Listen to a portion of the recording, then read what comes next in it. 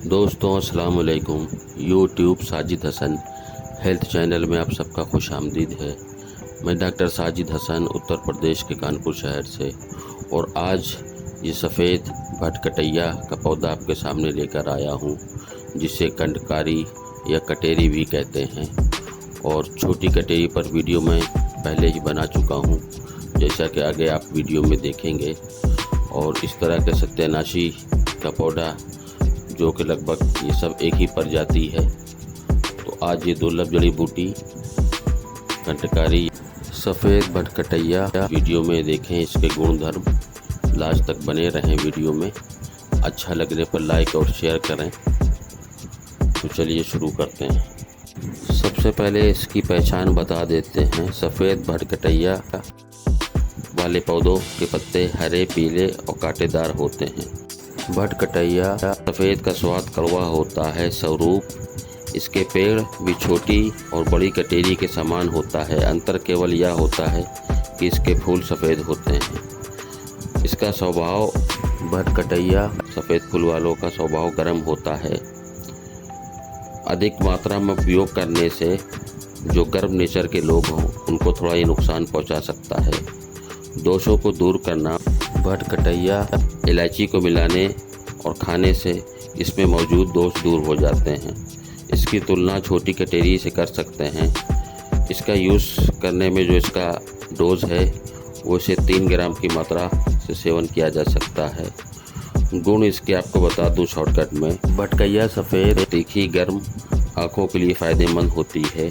भूख को बढ़ाती है या गर्भ को ठहराने वाली, पारे को बांधने वाली, रुचिकारक, कफ, बलगम और वात को ख़त्म करने वाली है। इसके गुण कटेरी के समान हैं। विशेषता यही है कि सफ़ेद कटोरी के प्रयोग से बांझ स्त्री भी मां बन सकती है। गर्भधारण में परेशानी होने पर सफ़ेद भटकटैया की जड़ और फूल को लाकर साए में सुखा लें। इसे पीस लें। इसे के 10 ग्राम चूर्ण को 250 ml कच्चे दूध के साथ गाय के माहवारी शुरू होने से 3 दिनों तक लगातार पीने से गर्भधारण में आसानी होती है। सांस और दमा रोग में भटकटैया की जड़ का काढ़ा 20 से 40 ml तक की मात्रा में या इसके पत्तों का रस 2 से 5 ml की मात्रा में सुबह शाम पीने से सांस या दमा रोग ठीक हो जाता है। भटकटैया के पंचांग को छाया में सुखाकर पीसकर पाउडर बना लें। अब इस पाउडर को 4 से 6 ग्राम की मात्रा में लेकर 120 मिलीग्राम रस सिंदूर मिलाएं। साथ ही 6 ग्राम शहद में मिलाकर चाटें।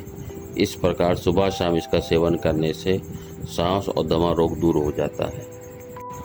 फेफड़ों के रोग के लिए भटकटैया का काढ़ा 20 से 40 ml की मात्रा में अथवा इसके पत्तों का रस 3 से 12 ml तक की मात्रा में सुबह शाम सेवन करने से फेफड़े संबंधी अनेक रोग दूर हो जाते हैं।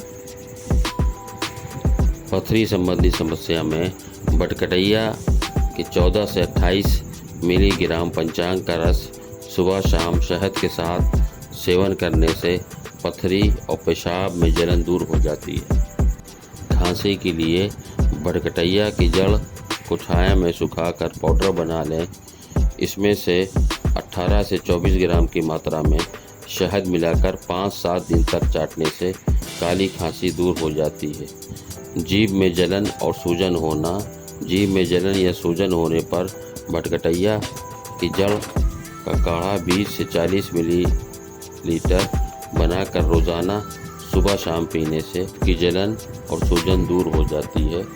मुंह के छाले या दर्द होने पर भटकटैया के पंचांग का काढ़ा बनाकर कुल्ला करने से मुंह के सभी रोग दूर हो जाते हैं। दर्द व सूजन के लिए कई बार चोट लगने या गठिया यानी कि अर्थराइटिस की वजह से दर्द व सूजन हो जाती है। ऐसे में 20 से 40 मिलीलीटर भटकटैया की जड़ का काढ़ा या पत्ते का रस 4 से 5 मिलीलीटर सुबह शाम पीने से दर्द कम होता है, क्योंकि भटकटैया में दर्दनाशक गुण भी मौजूद हैं।